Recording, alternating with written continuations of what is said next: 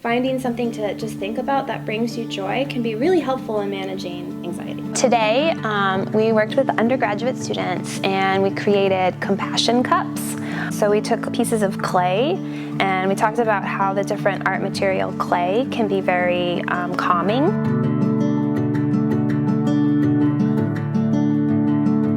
Making art is really important for self-expression.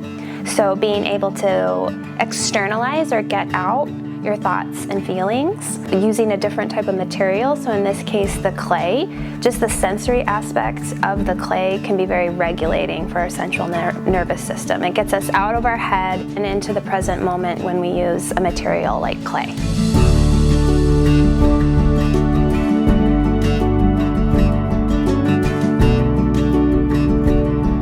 Our clinic and our other community partners, along with the library, this becomes a real central hub for students to come to collect ideas and resources and to make various connections.